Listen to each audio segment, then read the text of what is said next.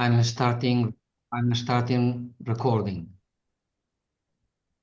¿Ok? Voy a dirigir unas cuantas palabras en español antes de empezar.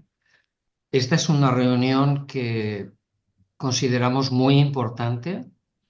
Esta y otra que tendremos a finales de mes o principios de febrero sobre las actividades de algunos países en relación con el indicador de eutrofización. Y este webinario ha sido facilitado por UNEP. Por cierto, ya no estoy tomando imágenes. Si alguien tiene problemas de internet, no hay problema de que quiten su vídeo, pero si no tenéis problemas de internet, es muy bueno que lo mantengáis abierto, ¿no? Para que nos veamos.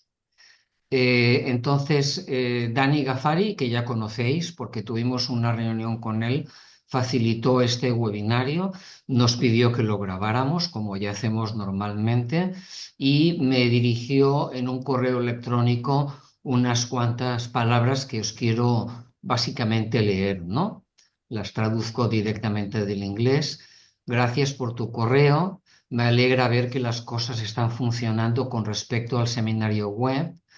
Él no puede asistir porque en Kenia es la 1 de la mañana y la verdad es que le es un poco inconveniente, pero dice que sería bueno si se puede grabar la reunión y compartir el enlace. Estaré encantado de verla después. Para mí la frase importante es la siguiente: lo más importante para vosotros es si podéis replicar el trabajo realizado en la región y si podéis descargar y usar los datos a nivel nacional para informar sobre el indicador. I'm going to translate that sentence to you, Genki. This is a message from Dani Ghaffari from UNEP, saying that the most important thing for us is to see if we can replicate the kind of work that you have done, and if we can download and use the data at the national level, so we can actually replicate and report to the indicator of eutrophication. Bueno, ahora ya solamente una cuestión operativa. Cuando acabe el webinario, vamos a tener una reunión de la red. Genki me ha pedido si puede estar como espectador. Yo le he dicho que sí puede. Y en esa reunión posterior me gustaría que ya en español reflexionáramos sobre lo que nos ha dicho Genki y compartiéramos cuáles son las cosas que creemos que podemos hacer. Si alguno de vosotros al final del webinario o en cualquier momento quiere hacer una pregunta a Genki y no se atreve a hacerla en inglés, yo me comprometo a asistir de traductor, ¿de acuerdo? Entonces no tengáis ningún problema. Si tenéis cualquier duda, por favor, hacedlo así, ¿no? Ok, that's it. I didn't ask you how to name you correctly. Dr. Genki Terauchi, is that correct? Yeah, correct. Yes. Okay, so thank you very much again for your time and for your effort. We are really looking forward to your presentation, and maybe even in the future, I'm quite sure that we will end collaborating in some way, or the whole network or nationally with you in the future. So thank you very much, and please go ahead. Well, thank you very much. It's 7:13 here in Japan. We have winter storm coming, and this morning is muy frío. I speak a little bit Spanish, just enough to travel around. Good. I have been to Mexico when I was young. I have been to Cuba when I was, I think, 19, and that whole trip changed my life. And I'm very happy to give a talk about the Global Eutrophication Watch app that we are developing. And today I will be focusing on my talk, especially its possibilities to develop regional and national indicator for SDG 14.1.1.A, Index of Eutrophication. Okay, a little bit about myself. This is me. This is what I love. I make surfboard, and I love riding the surfboard I make. And I have been working for Northwest Pacific Region Environment Corporation Center for the last 20 years. So it's been quite long. And there are more information about me from the QR code. So if you're interested in how I develop some of the papers that I publish and some other activities of myself, please go to this QR code. Okay, that's enough about me. Okay, so before going into details, I would like to explain the UNEP regional C programs that I have been working for.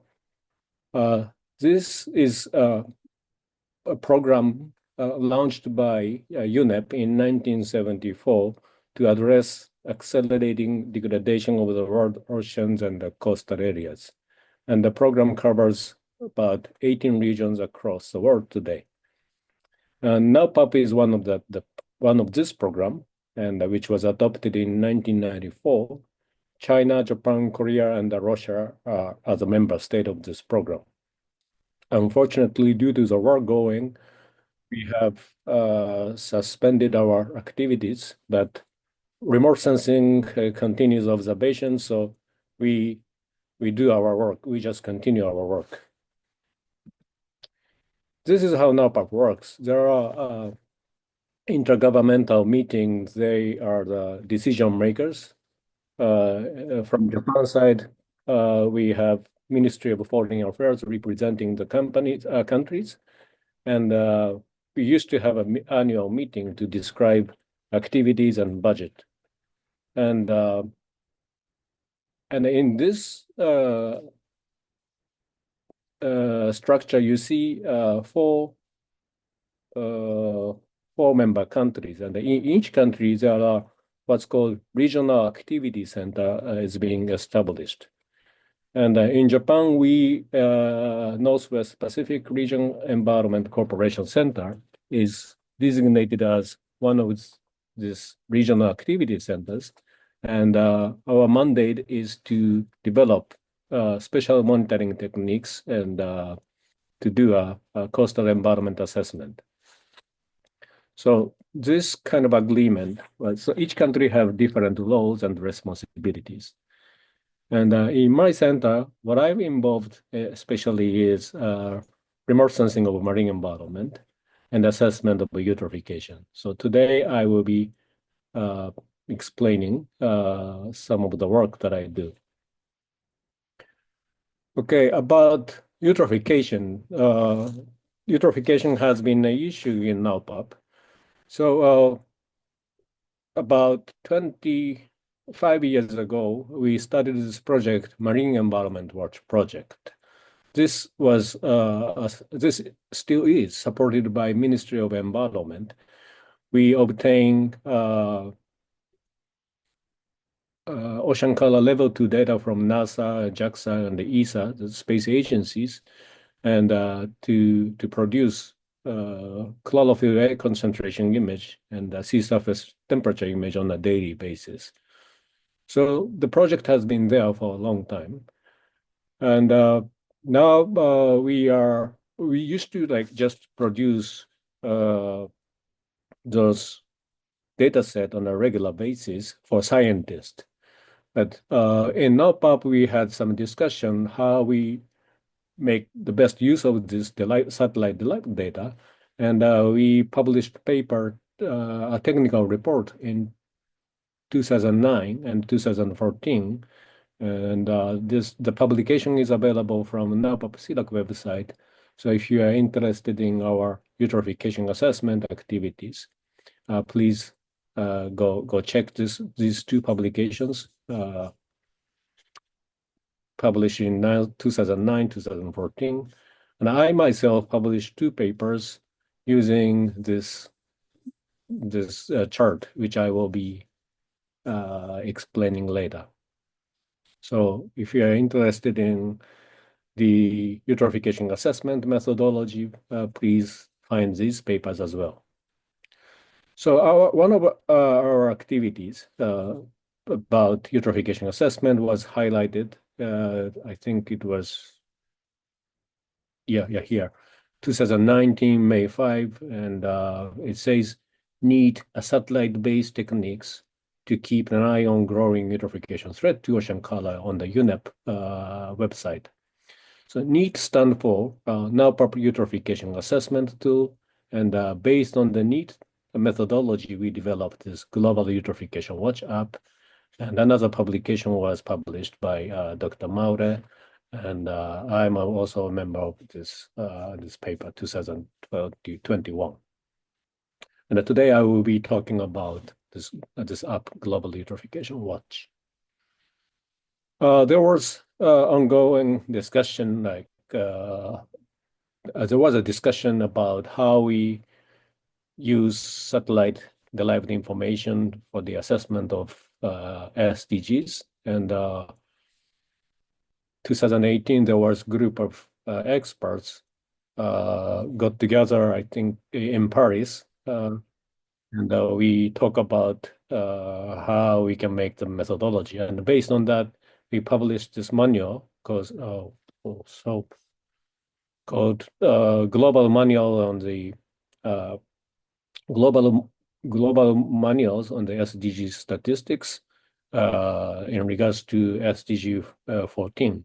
So this publication is available, and I will be explaining a little bit about this publication too.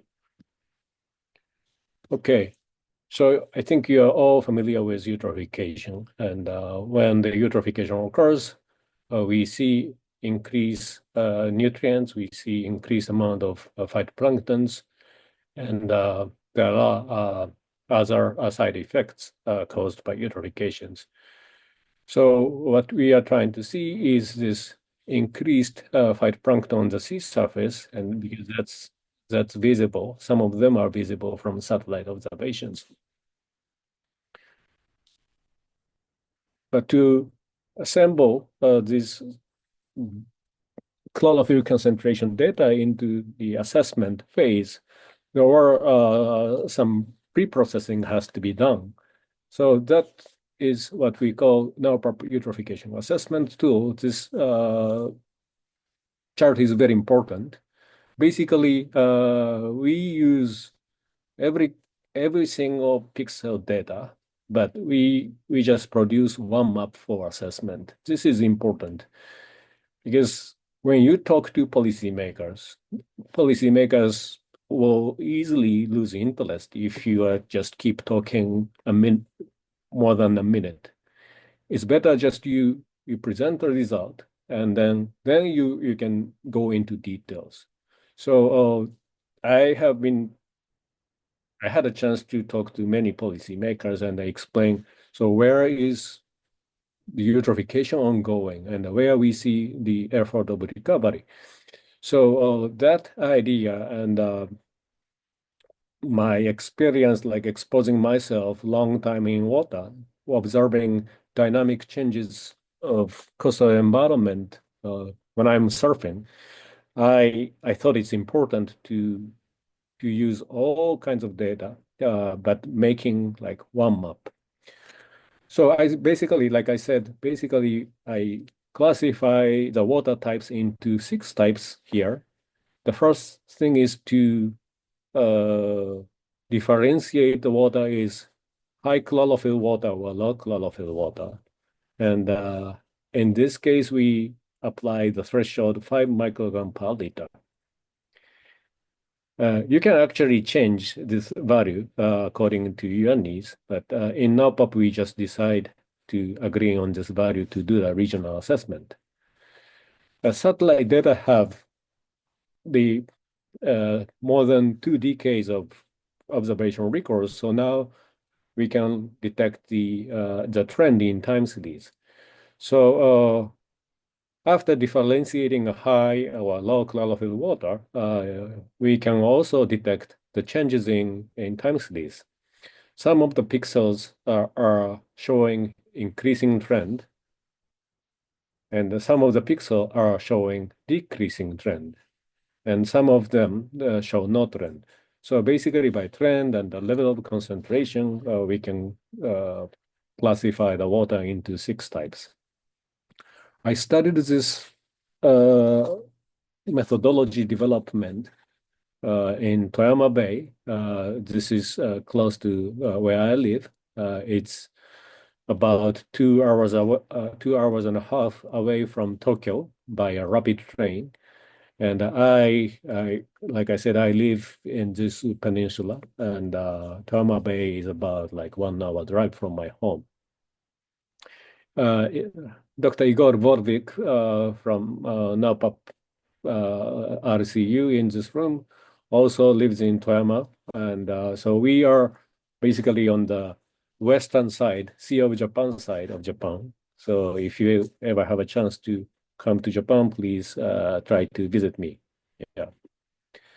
Okay, so what you are looking at right now is mean satellite chlorophyll from 1998 and 2009.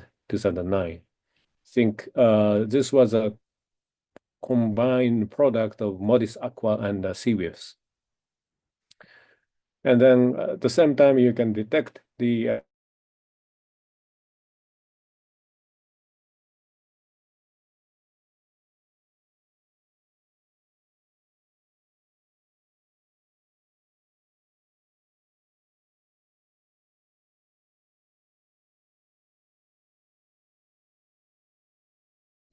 you can make the 6 colors. So that was my very first publication using based on the NEAT methodology. Then I applied this methodology to the wider scale to meet the requirement of NAPAP program. But in this phase, I had to do some regional or tuning of the data set because the standard NASA algorithm do not really perform well in the turbid water like this one. In the coastal area of Japan, China, and the Yellow Sea is regularly covered by turbid water, relatively turbid water. So my colleague, Dr. Eko Siswanto, has developed algorithm based on the lots of amount of in situ data in this region. And the algorithm is called YOC, standing for Yellow Sea Ocean Color Project. So on the western side of the NAPAP region, we used his algorithm.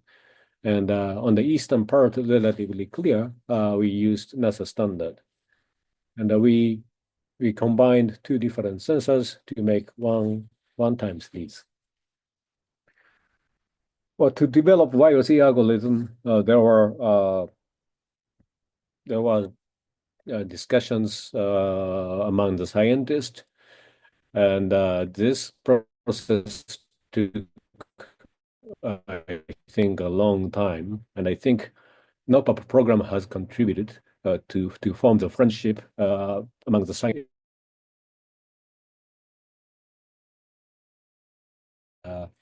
Where there were Korean scientists on the table and Chinese scientists on the table and a Japanese scientist on the table. So building like trust, friendship, and sharing the data was very important at this phase because sharing the in situ data wasn't that easy. But we were able to develop the algorithm based on this in situ data set. So there was lots of like efforts made in the ocean. But the next phase, like I wanted to expand the geographical scale to do the global scale assessment. Well, I tried this long time ago with my computer, and the processing was taking so long. And then I started looking for like a better tool, and I found Google Earth Engine. I think it was 2015 or 2014.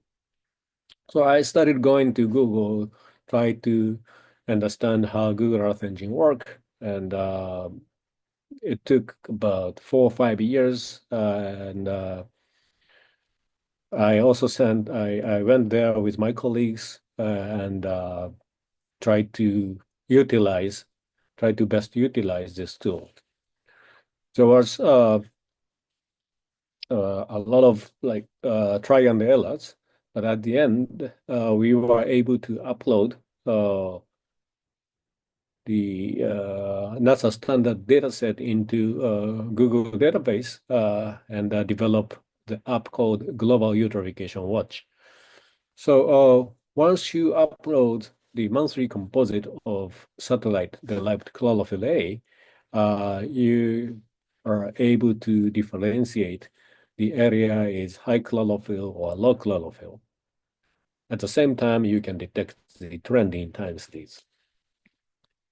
So the upper class with warmer color indicate eutrophic potential water, means that because this differentiation is based on, at the moment, it's defined by recent 3 years concentration mean. So we call these classes eutrophic potential water. And the one on the right, we call it eutrophication potential. So there is our word terminology difference here. And to get to know about this methodology, I recommend you to read this publication we published in 2021, Globally Consistent Assessment of Coastal Eutrophication. Okay, so as you see, we were able to make a global map for indicating eutrophication status. And you can actually play with this app from the link below. Just either type Global Eutrophication Watch or go to this URL. You can also play with this app. At the regional scale, we uploaded our own data set. Like I said, YOC data set in Nava region. And then we found there was water quality improvement in Bohai Sea, especially in the northern part, which I will touch upon later. If you compare like two different assessment period, the latter period showed water quality improvement from this map. So that was the highlight, one of the highlights from this paper. Not just uploading the data set, we were able to produce the map that really matches the water quality treatment effort made by Chinese. Okay, so now I would like to change the topic a little bit to the SDGs. Okay, so SDG 14.1.1a is an index of coastal eutrophications. And to produce indicator, there is guidelines published by UNEP 2021. And here there are levels of indicators. Level 1 is global data product. Level 2 is regional and national data. And level 3 is supplementary data.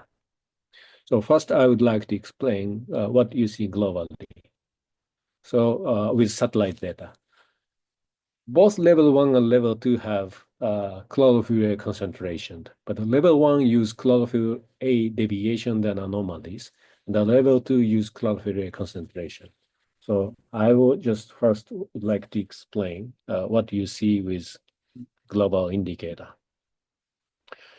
If you go to this website, I think I captured this image 2 years ago, and now color is different. So these numbers here indicate, supposed to indicate the eutrophication status of the countries. And when I first visited this website, I got confused. For example, like Canada is 15.65%, and Russia is 13.32. Genki, can I interrupt you for a second? Could you activate the laser pointer if you, Okay. can you? Because we don't see, it's a bit difficult to follow. Okay. Excellent, thank you. So like I said, this is the result of the global indicator produced by UNEP. And so if you go to this URL here, you can obtain the same map. The color is different now. This is 2 years ago. I got this picture. So greener countries means the high eutrophic, right? And so like say Canada here and Russia has higher numbers. But if you go to the equator regions like Thailand, Philippines, Malaysia, you see Indonesia, you see very low numbers. I was just curious, like if this really indicate the eutrophication status. But nevertheless, this is the result that produced by the UNEP. So last night I visited the same website. The now color seems different. They made it. I think they decided to make it warmer color, and I picked the assessment result of the your network. Mexico is 2.35%. Venezuela is 4.75. French Guyana is, I think French Guyana showed the highest number here, indicating eutrophic water has been there as a country. So I want you to consider if this is really true and that this number really matches in your images. I've never been to Colombia, but Colombia shows a very low number here. So if you some of the members here from Colombia maybe can explain how these numbers are very low. If you but you can know where these numbers are coming from, because the manual has been there, and there are some explanations made by a company, Esli. It's one of the biggest companies in the field of GIS. So go to this link. The link is provided in my materials. There is explanations about each steps, how they produce these numbers.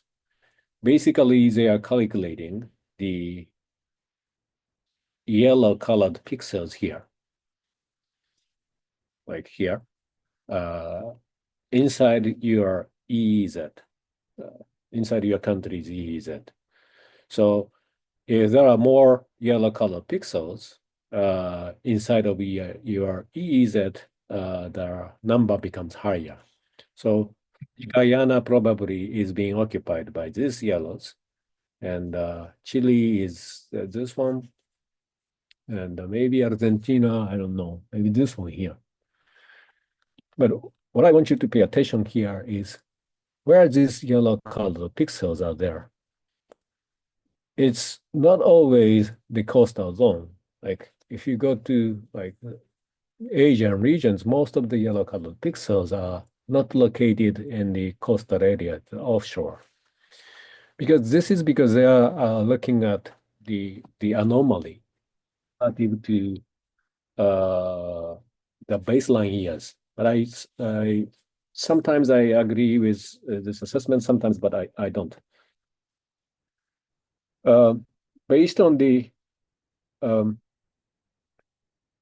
global manuals, the baseline has to be made from the year 2000 to 2004. So this is going to be the baseline. And basically, this assessment is comparing the deviations from the baselines. I'm not going into the details, but that's, I think, all you need to know. And that they are calculating the percentage of those anomalies in each EEZ of the countries. Okay. Well, like I said, this may be useful for policymakers to grab just one numbers, but sometimes they don't know where the eutrophication is ongoing. So I believe we still need to develop regional and a national level indicator, which is a level 2 indicator in this manual using chlorophyll concentrations. So that's where I apply the NPEC eutrophication assessment tool and the global eutrophication watch. And here I'm showing the animation of the several different assessment period, but always starting from 1998. Well, this range can be adjustable in your needs, but I simply made this comparison starting 1998 and starting the latter year starting from 2014 and up to 2023. So if you just keep looking at these animations, if you pay attention to the northern part of Bohai Sea, the warmer colored pixels, red colored pixels, is been shrinking to 2023. On the other hand, if you look at the southern part of Bohai Sea, there were no red color pixels, but in later years, the red color pixels starting occupying the bay. Means one part eutrophication is disappearing, the another part eutrophication is coming out. So this gave me a hint to develop regional and the national level indicator for SDG 14.1. Like I said, our methodology is to differentiate high or low chlorophyll by the level and by chlorophyll concentration level and the trend in times least. And looking only at this HI class, I think we can develop the indicator. To make the story a lot more simpler, here is the comparison of 3 different eras. Okay, so 1994 to 2014, 1998 to 2018, and 1998 to 2023. So if you compare these three different assessment periods, this era shows relatively better water quality in terms of eutrophication status. There are less red colored pixels on the northern part of the bay and the southern part of the bay. But if you go backwards, red color pixels starting to appear. And if you go forward from this era, another red color pixels starting to appear in the southern part of the bay. So to develop the indicator from here, I was trying to set the baseline. So the baseline here in this case shall be made in this era because there are not much eutrophication water. So let's assume this is the baseline and looking at the changing ratio of the red color pixel here. In this part of the region and in this part of the region, This is a chart how it appears. Okay, and let's call it the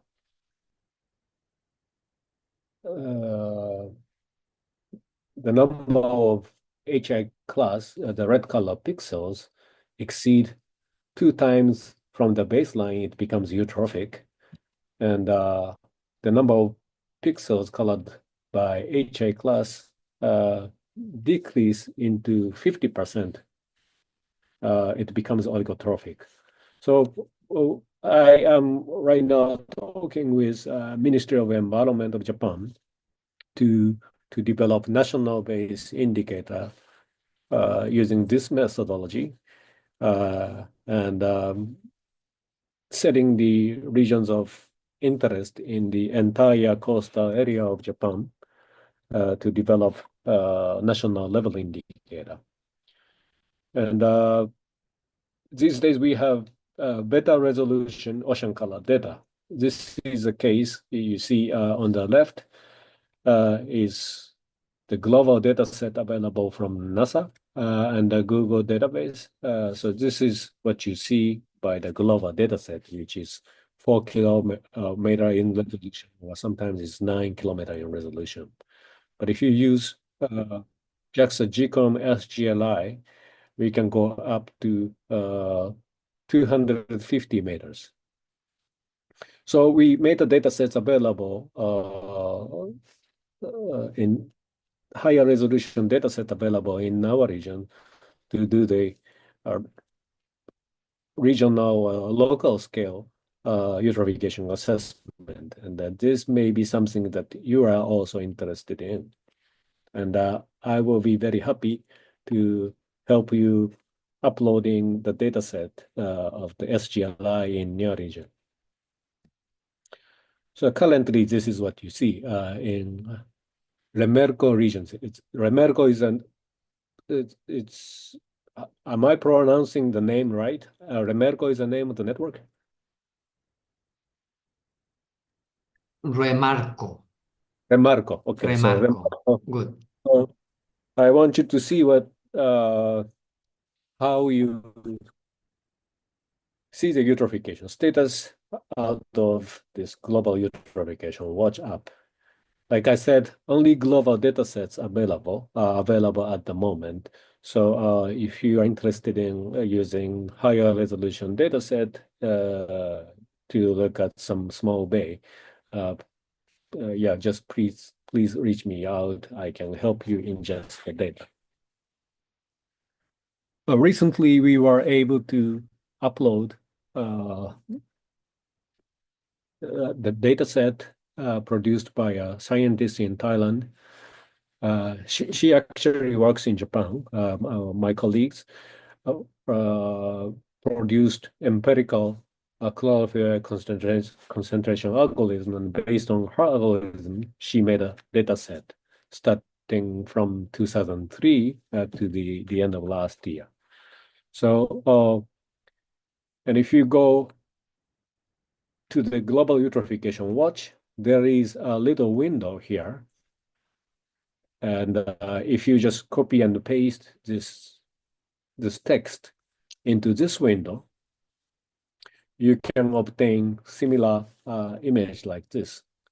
This means that the app has potential and capability to handle your data set.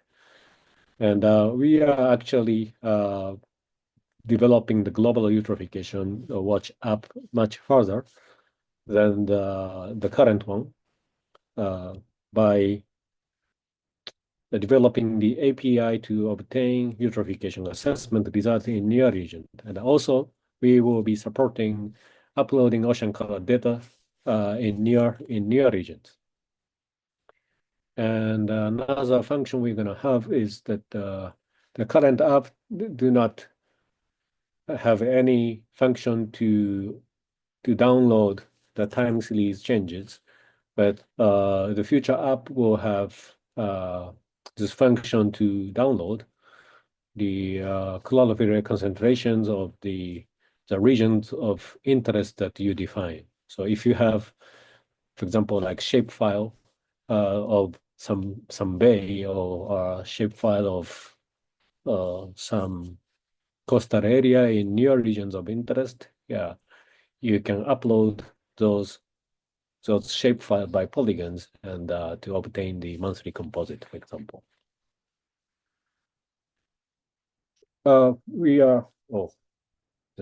This shape is dislocated. We are currently working mostly on the NPEC regions, but we are slowly expanding our regions of interest. We have partners in Gulf of Thailand. We have partners now in Philippines and Asian regions, but we are happy to see more collaborations on through the REMARCO network, and hope to see more data sets be made available to satisfy your regional or national need. Okay, to summarize my presentation, the Global Eutrophication Watch is a very useful to detect both eutrophication, and I didn't mention this, but also this is useful to detect oligotrophication potential in global and the regional and the local scale.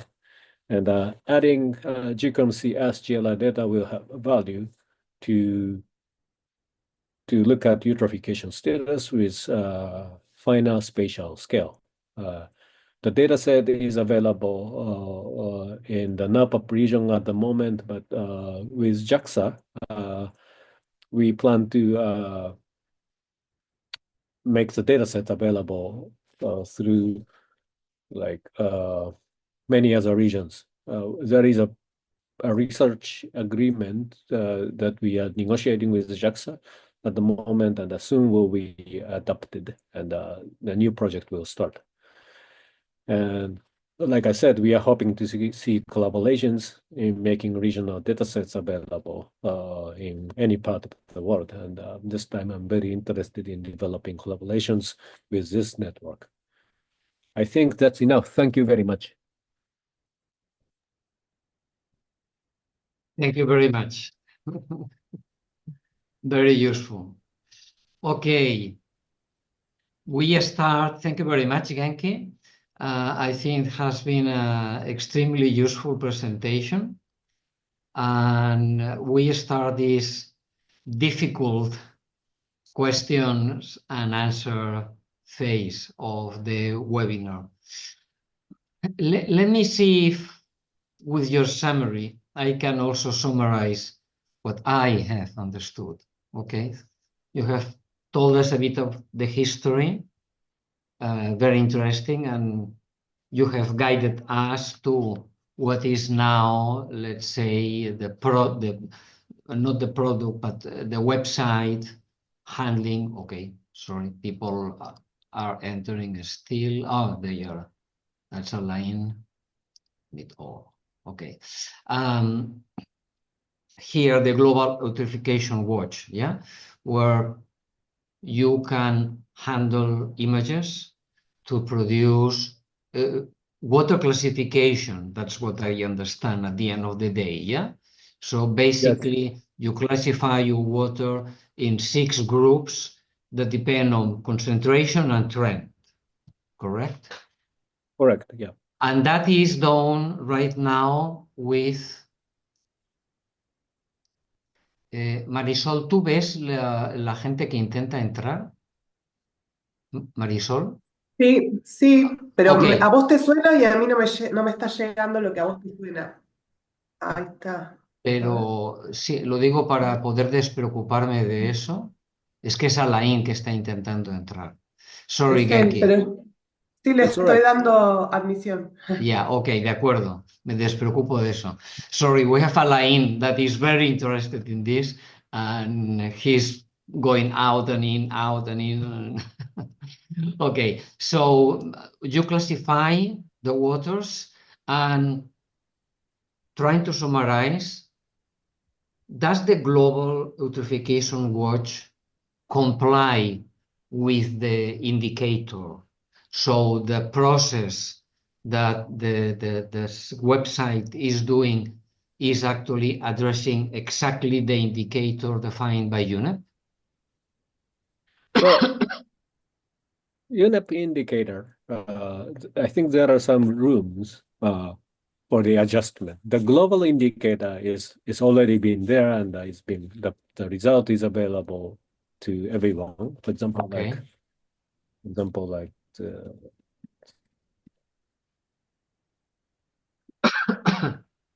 yeah, this one is published by the UNEP. I think the methodology is being agreed, but some countries, like for example, like Japan, has like we have EEZ, but there is no data. Means Japan disagree with the assessment result. Yeah. We used to actually we used to have numbers 2 years ago, but now government disagree with this assessment result. But the methodology has been there. So in response to your question, does the NOPAP methodology comply with the UNEP, the guidelines? Yeah, we have to come back to this one.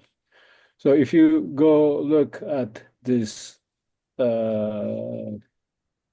publications, there is no clear like step-by-step methodologies about how you define the regional or national indicator. We are just helping through our app to develop regional or national indicator using calorific concentration. There is no like clear step-by-step procedures about the level 2 indicator. This is kind of like there are rooms for you to make decisions. Yes.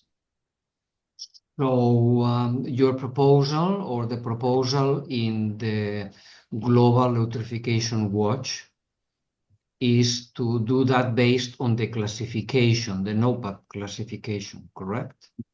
Yes. And now I'm trying to talk from a decision maker point of view. Is a number produced or only maps? So what is the Global Eutrophication Watch provide finally? Okay. At the moment, we simply provide these colors. Yeah. Right. So there is no linkage with the indicator yet. Okay. Yeah. So that's why I'm trying to develop national base or regional base indicator from here using the this HI class only. So now doing a step back to science or to us, to the network. We are funded by the IAEA. We have a project funded by the IAEA, and our objective is to produce national indicator of eutrophication. Okay. Okay. Rather than we could do it regionally, but basically we have a national commitment with the IAEA. What do you recommend us to do? Well, can we downscale the SRE data or just assume it is well done and finished? Or should we go regionally? Because in most cases, we work in specific areas, yeah? And we would like to have a number for the indicator, but also to know which is the eutrophication status of specific areas. For example, I am in Mazatlan in the Northeast Pacific, and we have upwelling events, and we have a lot of, sorry, a line is coming back. María José, te doy la palabra en un momento. So we would like to to produce national indicators and also regional, but regional small scale, yeah, for example, for a bay. Yeah. How do you recommend us to proceed? So my recommendation is I already talked about my recommendation in my slide. Yeah.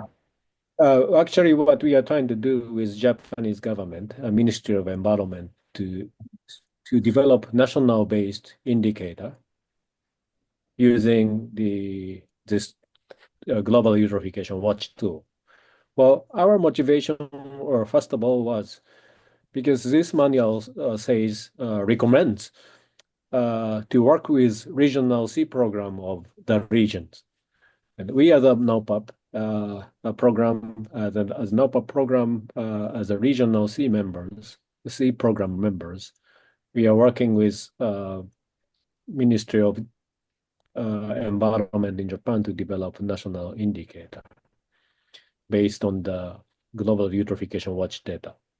And I think the same approach can be taken to develop national-based indicator in Mexico, in Cuba, Argentina. Mm-hmm. And the difference with the global indicator is that the global indicator do not really know where the eutrophication is ongoing, because in my eyes, those yellow colored pixels are mostly like abundance in the offshore regions and do not really represent the eutrophic water in coastal zone. So I recommend you to use a global eutrophication watch, because we simply differentiate the water from the by higher concentration or lower concentration.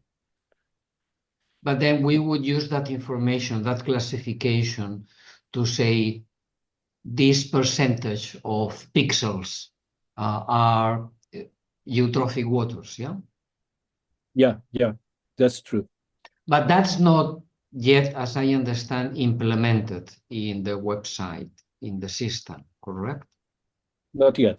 No. Not yet, yeah. But we are developing a prototype with Ministry of Environment, and this prototype will be ready. It's supposed to be ready by March. Okay. So that would fit very well our timing. Yeah. So you can replicate the work, and I'm ready to work with you. Yeah. And the other point regarding to this is that right now, if we want to use it now, those pixels would be large, 4 kilometers basically, But you could help us, or you could teach us how to provide high resolution images. You mentioned one platform. It could be also, I imagine, Sentinel. I'm used to Sentinel, for example. And we could upload this information, or you could upload that information to have a high resolution information. Is that correct? Yes, that's correct. And talking about the JAXA SGLI, we plan to do it because it's a Japanese sensor. Okay. And we just started working with JAXA, and we promise to make the SGLI data available all over the world with higher resolution. Okay. Yeah. Which the periodicity of the image? Resolution? How often? So this sensor covers like 2 days in a row by 4 days. For 4 days. So means that are 50% of the temporal coverage. Means it tends to have like 15 days a month.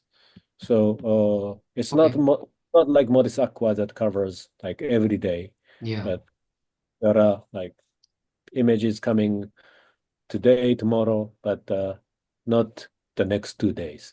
And the spatial resolution is 250 meters, you said? Yes. Okay. So that's very good. Very, very good. At the same time, we have to be very careful with the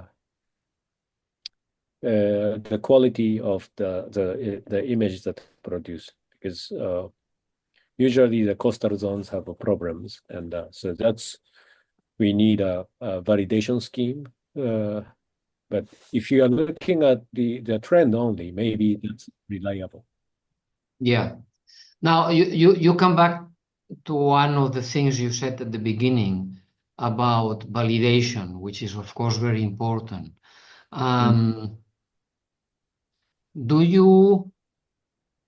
Okay, we have a written question actually from Silvia, and I think it's relevant now. And María José creo que tenía la mano. You had María José Marín, if you want to say something, if it's related to the validation or maybe it's the good moment. I'm reading to you a question from Silvia Romero from Argentina.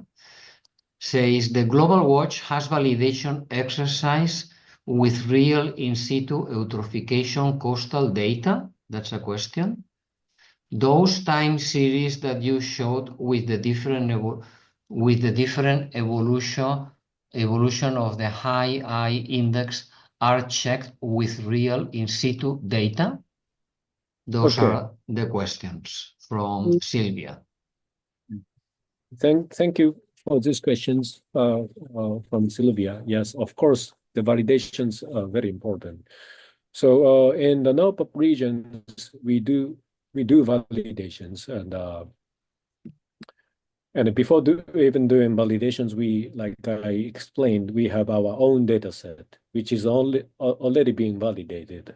This is like we use two different algorithms and combine those two different algorithms, make the already regional tuned data set.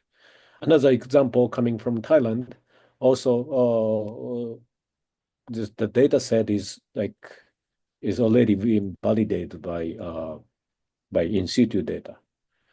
But validation never there is no enough validation. You can just keep needs to keep validating the data set. For regional scale, I think it's very important to do the validation. For global scale, it's so difficult for us, so we simply make the map available using the global data set produced by NASA. But Silvia. Yes, thank you, Genki. My question has to do with the possibility of using the Global Watch app that you showed us.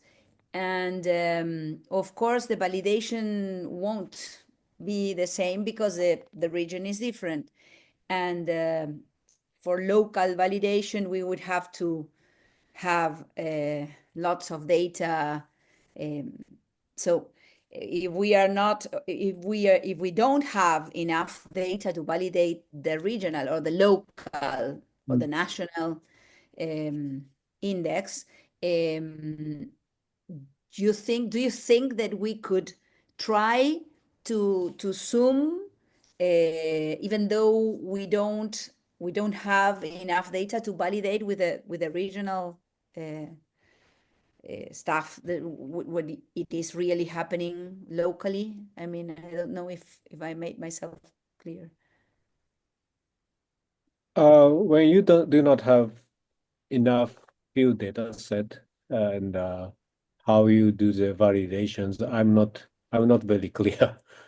Because whenever I do validations, always the in situ data comes from, right? And we actually make another tool available for you to do the validations. The tool is called SMAT.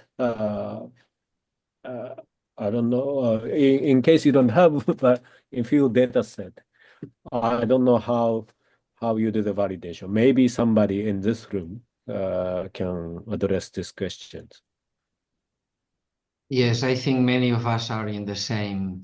But maybe I could refocus a little bit. The question is that, okay, you were talking about regional calibration, yeah?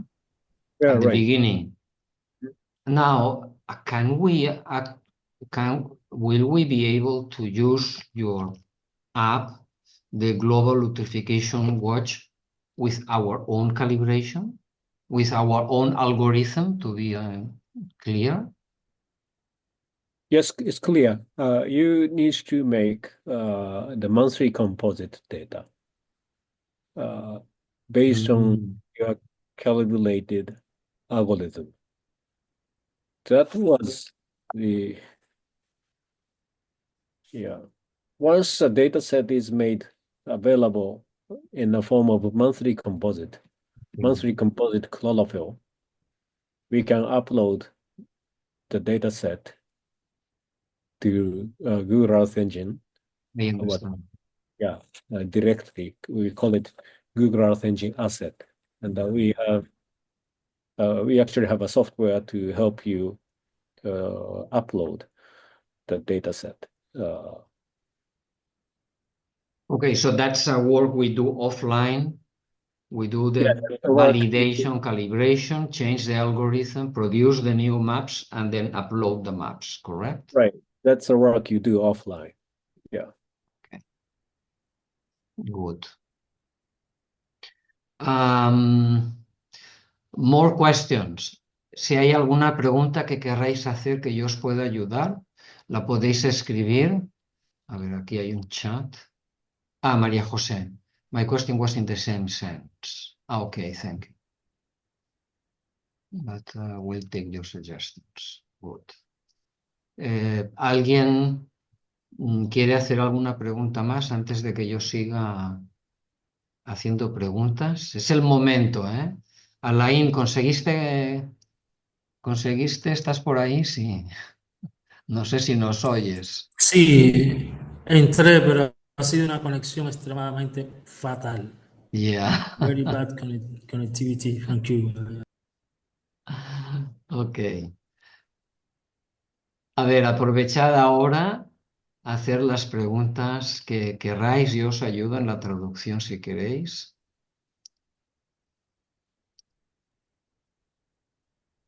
Joan Albert, one question. Adelante. Sí, About, Silvia. yes, about the other index, the one which ESRI produces.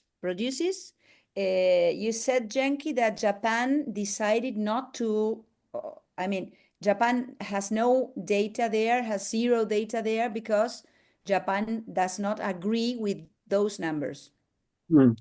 I can see that Argentina, my country, has almost 5 to 10%, something like that.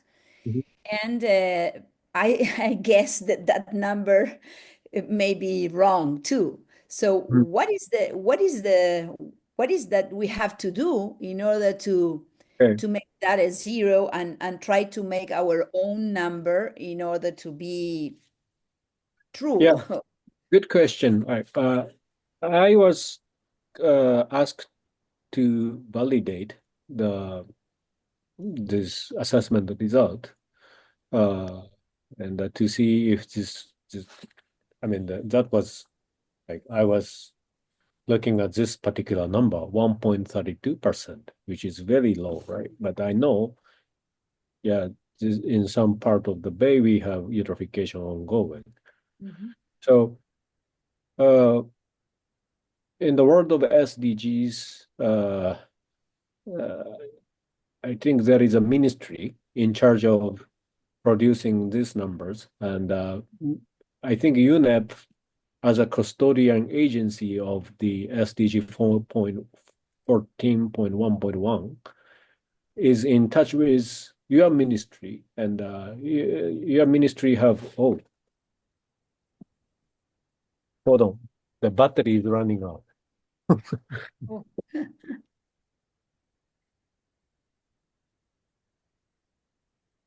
If it is cold, it's worse.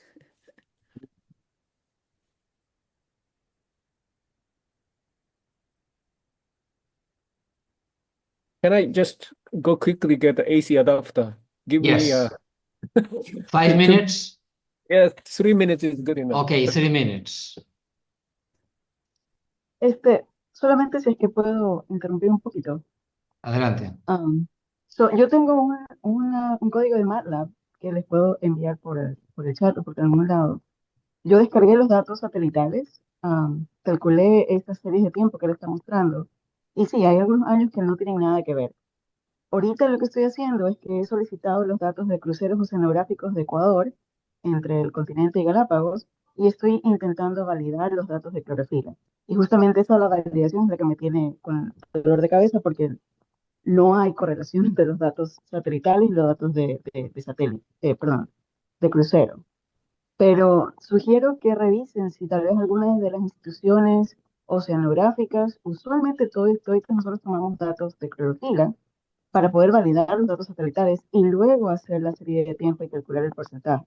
Porque realmente es súper fácil hacer el cálculo, es cuestión de meter los datos y ya está. Entonces, yo les puedo pasar, es MATLAB, porque yo trabajo en MATLAB, pero es súper fácil. El cálculo es relativamente fácil del porcentaje de la EEZ que está con la eutrofización según el valor de clorofila. Sí, pero una cosa es la validación y otra es la adaptación de los algoritmos, que es una de las cosas de las que él habló al principio, ¿no? El utilizar Claro. algoritmos adaptados a nuestra región, que muy probablemente sea un problema muy general en todas nuestras zonas costeras, ¿no? Habría, Dime. habría que, o sea, y claro, el ejercicio va a ser hacerlo espacialmente diferenciado, porque por ejemplo, acá en Ecuador vamos a tener el Golfo de Guayaquil que produce muchísimo nutriente, pero también tenemos corrientes oceánicas que te van a meter nutrientes, lo Claro. cual no es lo mismo en Argentina y cosas así. O sea, tenemos aspectos bien distintos. Entonces, va a ser interesante hacer el ejercicio del algoritmo específicamente para nuestras zonas costeras, que eso va a ser lo súper interesante. ¿Quién tiene en Remarco experiencia en eso?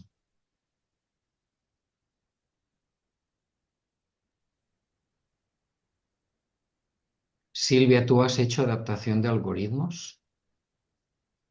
No, no te oigo, ¿eh? No he hecho adaptación de algoritmos, pero Ya. bueno, pero sí hay en Argentina, Ana Dogliotti ha Ana. hecho, Ana hizo algoritmos específicos de corrección atmosférica, eh, o sea, para zonas costeras, por ejemplo, para el Río de la Plata. Genki, we changed, we came Yeah, back that's all right. to Spanish. The debate now is about validation, basically. Yeah? Okay. And, you know, me personally, I'm a sort of newcomer to this world, although I have a student working on that. We have not a bad amount of data in in the Mazatlan Bay. Actually, Andrea is around there. You can raise your hand. And so one thing is validation is, okay, is your data correlating with the product you're getting with such algorithm? And if you have a good correlation, you're happy and finished. But if you Right. don't have a good correlation, then you have a problem. Or maybe Right. you have a not very good correlation, and then you think maybe I should change. Yeah. And I was asking if anyone in the network right now has experience working in the adaptation of algorithms. Nobody said anything.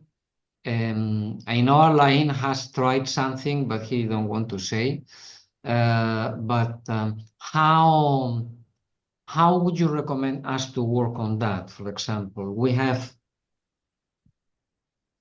maybe 100 data of chlorophyll during the last 2 years in the Gulf of Mazatlan, and we have images, so we have about 100 points.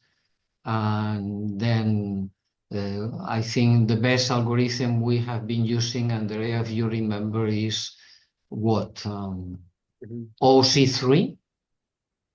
Yeah, OC3 is a standard algorithm, right? Yeah, but it's not perfect. Right. So now, talking in general, do you recommend to adapt a certain kind of algorithm or invent totally new algorithms? What do you recommend us to do? Okay, yeah, validation is of course important. So my recommendation, first of all, is to start with a small scale. Like I developed this methodology in Toyama Bay, which is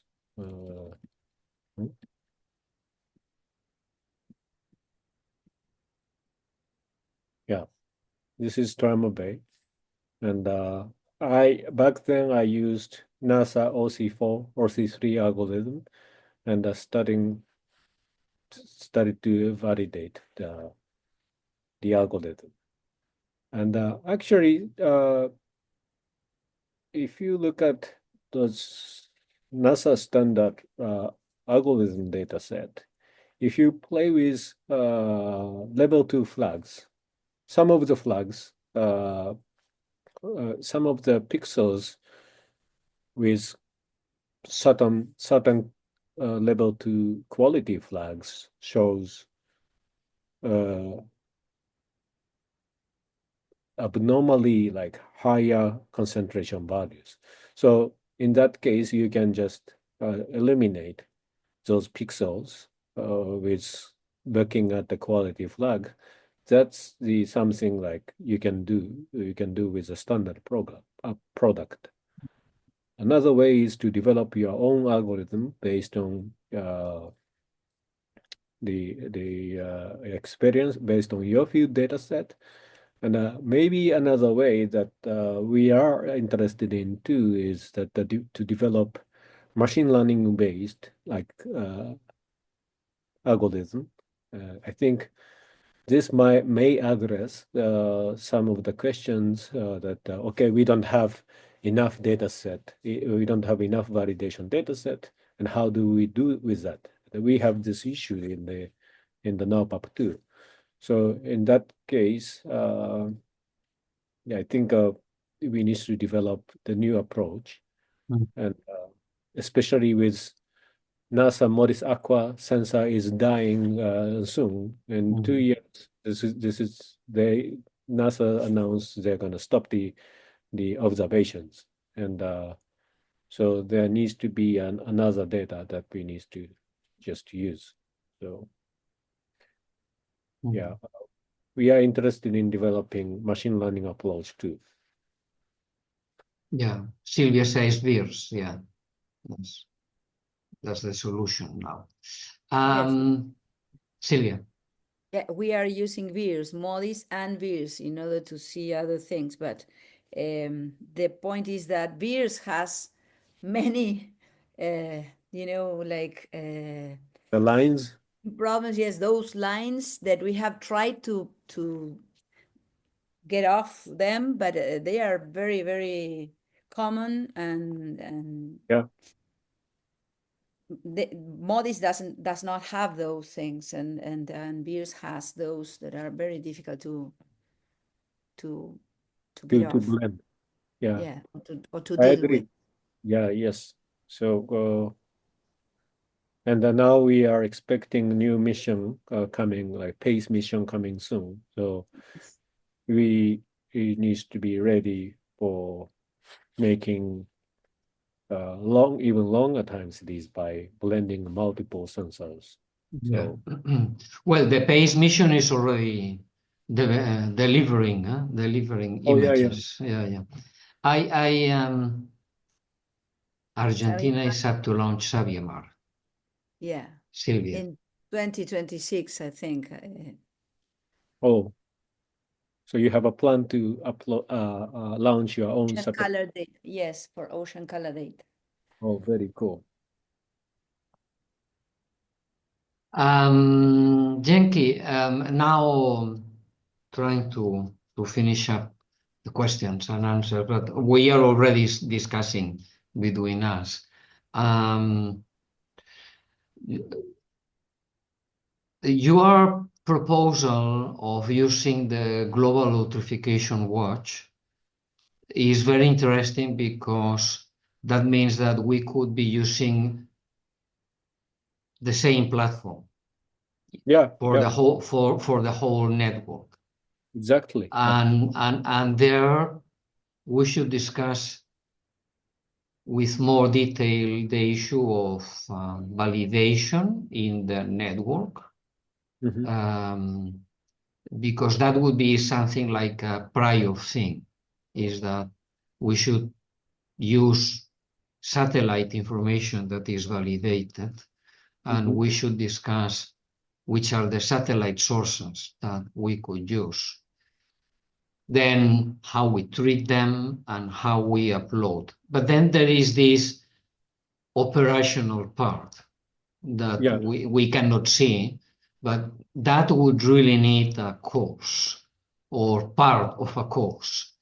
Within the network, we are planning to have a network course on the indicator, and that should include both satellite level 1 and tier 1 and tier 2 sort of approach, and also laboratory measurements of chlorophyll and nutrients, and how to determine the indicator, the ISAP indicator with models. We plan to have in a few weeks another webinar leading with that.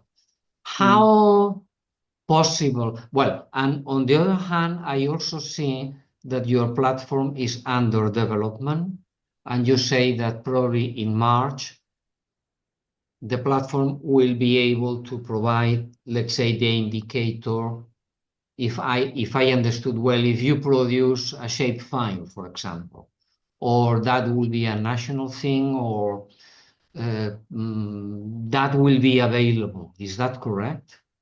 it's correct. Yeah. We call it a prototype of SDG 14.1.1 Yeah. system. But And we are happy to run a prototype. yeah, yeah. So do you think that we might start to think planning on a course or part of a course on the use of your platform to produce the indicator on a national or zone or shapefile related approach? Yeah, that is possible. Actually, this platform is because of the requirement from the ministry. We actually has to use SLI based like database to produce this SDG reporting prototype. But basically, what it like I showed you in this, well,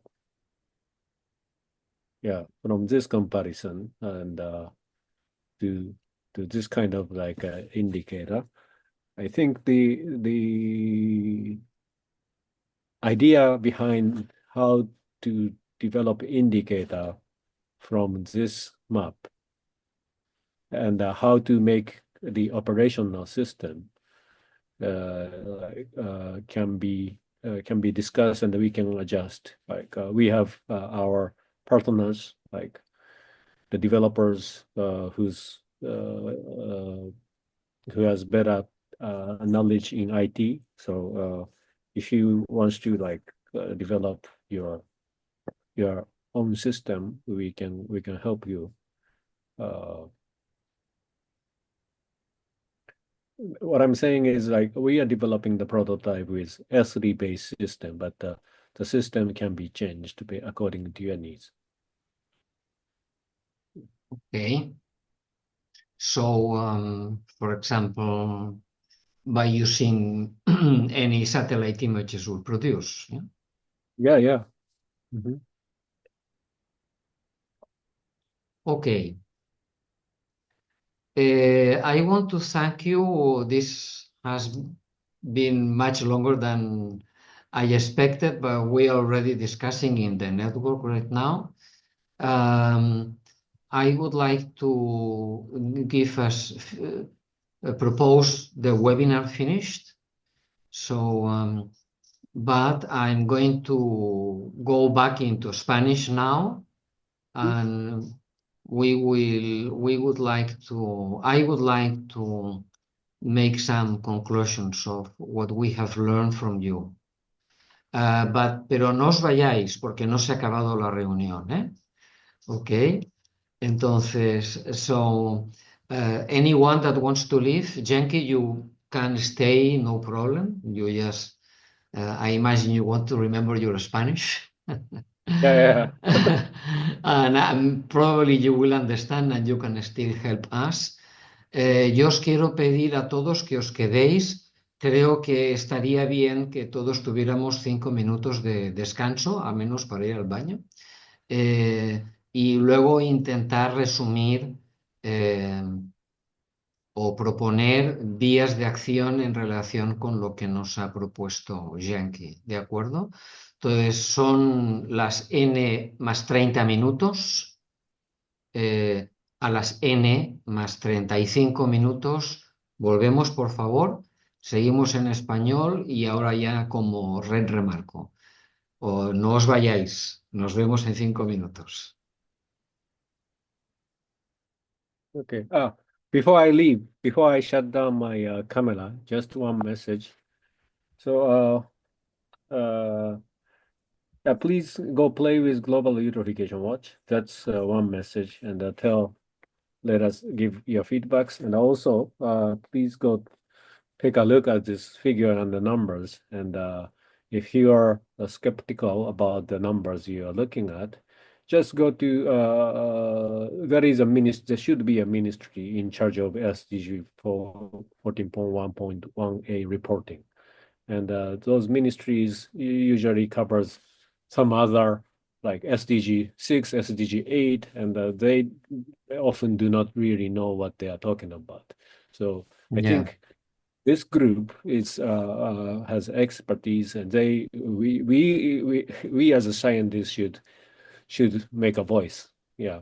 And, but you would be surprised to know that in some countries there is no interest at all, or nobody knows who are doing that. And I can say that because I have an official answer from the Mexican government saying that Mexico is not interested in that indicator.